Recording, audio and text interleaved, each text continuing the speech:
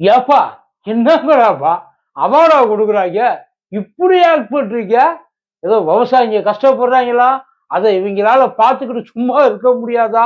தட்டி கேட்பாங்களா? சூப்பர். என்னவோ இத்தனை நாளா விவசாயிங்கெல்லாம் வந்து சிரிச்சுக்கிட்டே செழிப்பா இருந்த மாதிரியே சந்தோஷத்துல ஒரு சொட்டு கண்ணீர், சந்தோஷத்துல கீழே கொட்டுனா அது தரைய தொடுறதுக்குள்ள ஓடி போய் கபால் அந்த கண்ணீரை புடிச்சு காப்பாத்துன மாதிரியே. என்னங்க அவங்க இது வரைக்கும் செத்ததே இல்லையா? இல்ல தெரியாம தான் கேட்கிறேன். கூட்டம் கூட்டமா செத்து இருக்காங்க, கொத்து கொத்தா செத்து இருக்காங்க. நான் தமிழ்நாட்டிலே சொல்றேன், தற்கொலை பண்ணி எவ்வளவு பேர் செத்து இருக்கான். அப்ப எல்லாம் உள்ள போயிட்டு அந்த வறண்டாத உறண்டாத இந்த மனசு இப்ப ஏன் இப்படி கடந்து பதறுது? விவசாயிகளுக்காக உண்மை. ஆனா உண்மையிலேயே ஒரு பெரிய ஒரு ஆறுதலான விஷயம் என்ன தெரியுமா? முதல் முறையா அரசியலே பண்ணாலும், ஆதாயத்துக்காகவே பண்ணாலும், ஐயா ஓட்டுக்காகவே பண்ணாலும், உருப்படியான ஒரு அரசியல் இப்ப தயார் பண்ணியிருக்காங்க. உண்மையிலேயே அத நினைக்கிறப்ப ஒரு விதத்துல ரொம்ப சந்தோஷமா இருக்கு. அவங்க நினைக்கிறப்ப அட்லீஸ்ட் இப்படியாச்சும் இவங்களோட கஷ்டம் வெளியில தெரியட்டும். ஏன் இப்ப திருநெல்வேலியில திடீர்னு மழை வந்துச்சு. அப்படி மழை வந்துட்டா இங்க நாங்க எதுவும் எதிர்பார்க்கல அப்படின்னு சொல்லிட்டு உட்கார்ந்து இருக்கலாம்.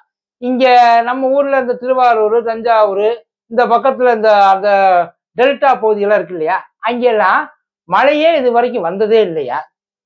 மழை வந்தது இல்லையா? இல்ல பயிர் தான் வீணா போனது இல்லையா? இங்க இருக்க விவசாயி தான் தலையில அடிச்சுட்டு கடந்தது இல்லையா? ஏன் இதே கஜா புயல்னு நினைக்கிறேன். ஐயா பயங்கரமா இருந்துச்சு இல்ல? நிவாரணம்லாம் வேற லெவல்ல பண்ணாங்க இல்ல?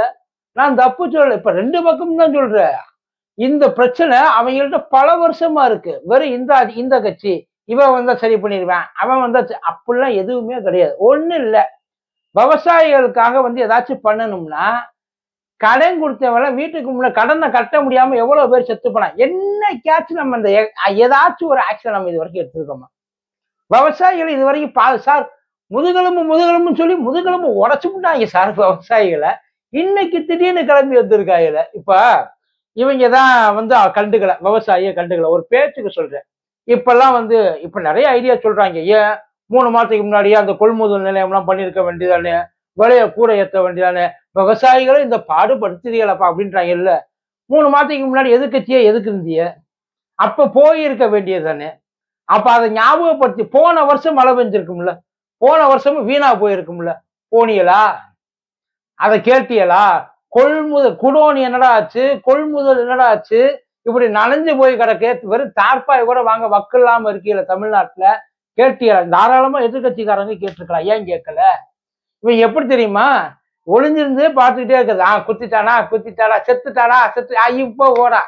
இல்லப்பா உண்மையில அதுதான் வந்து அது பண்ண வேண்டிய அரசியல் தான், இல்லைன்னு சொல்லல. பண்றதுக்கு முன்னாடி ஒரு போராட்டத்தை பண்ணிட்டு ஏன்டா எவ்வளவு கத்துனா அன்னைக்கு காதுலே வாங்கிக்காம பேசாம இருந்தீங்களடா? நீங்களாம் நல்லா இருப்பீங்களா? பாருங்க இப்படி பயிர்லாம் நாசமா போச்சு, விவசாயி அழுகுறான், நெல்லு முளைச்சு வெளியில வருதுடா, சொல்லி இருக்க வேண்டியதானே. அன்னைக்கு அதை பண்ணிவிட்டு இன்னைக்கு அதை பேசுனா பரவாயில்ல. ஆனா இங்க யாருமே எதையுமே எதை பத்தியுமே பேசுறது தயாரா இல்ல. ஏன் ஐயா ஸ்டாலினே சொல்லியிருக்காரு, கொள்முதல் விலையை அதிகப்படுத்துவோம், அதே மாதிரி சென்ட்ரலைஸ்ட் அந்த குடோனை எல்லாம் நாங்க வச்சிருப்போம், எந்த எந்த ஒரு விவசாயியும் கண்ணீரெல்லாம் நாங்க விட மாட்டோம். அதை சொல்லிதான் நீங்களும் ஆட்சிக்கு வந்து செய்யல. எல்லாரும் அதை சொல்லிதான் சார் வர்றாங்க. ஒண்ணும் கிடையாது. நாம தான் இது கிட்டத்தட்ட எப்படி தெரியுமா? இந்த வாகை சூரவா படம் பார்த்துருக்கீங்களா? அதுல திடீர்னு என்ன பண்ணுவான், இது வரைக்கும் இருந்த முதலாளி அவங்கள வந்து இருந்த அந்த கஞ்சி ஊற்றிருந்த முதலாளி இடத்த காலி பண்ணிட்டு ஓடுங்கடான்றான்.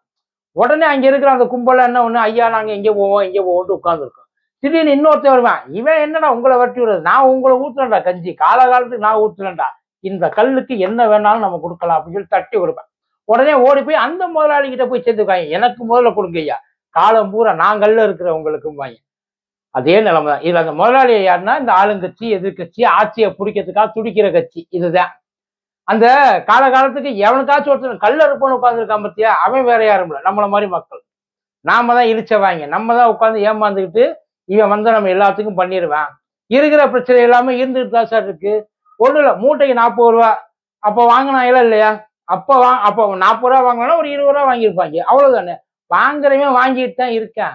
எதையுமே அதையெல்லாம் கண்டுக்காம போறதுக்கு போயிட்டா கவர்மெண்ட். நம்மளும் இந்த பிரச்சனை எத்தனை நாளைக்கு பேசுவோம்? எத்தனை நாளைக்கு பேச? இன்னும் 2 மாசம் 3 மாசம் மறுபடியும் என்ன பண்ணுவோம்? 4 வருஷம் எலெக்ஷன் முடிஞ்சதுக்கு அப்புறம் பேசவே மாட்டான். அந்த பக்கம் எவனும் எந்திரிச்சு போகவும் மாட்டான். எவனாச்சும் ஆட்சியில இருக்கிறவங்க இது வரைக்கும், அது ஏடிஎம்கேவா இருக்கட்டும், டிஎம்கேவா இருக்கட்டும், ஆட்சியில இருக்கிறப்ப என்னைக்காச்சும் போய் சோதனை போட்டிருக்காங்களா? என்னைக்காச்சும் போயிட்டு அவங்க கஷ்டத்தை கேட்டிருக்காங்களா? என்னைக்காச்சும் சொன்னதைத்தான் செஞ்சிருக்காங்களா? இதே பிரச்சனை தான் பல காலத்துக்கு இருக்கு. கவர்மெண்ட் இந்த பிரச்சனையை கடைசி வரைக்கும் சால்வ் பண்ணாது. பண்ணிட்டாங்கன்னு வையேன், அதுக்கப்புறம் உனக்கு ஏது பிரச்சனை? பிரச்சனைன்னு உனக்கு ஒண்ணு இருந்தா தானே உனக்கு நீ இவங்க சொல்றதுக்கெல்லாம் கேட்ப. எவனா சுத்த வருமா? அதை வச்சுதான்டா அரசியலே பண்றாங்க. இவ்வளவுதான் சிம்பிளான அரசியல், வேற எதுவுமே கிடையாது. இதை புரிஞ்சு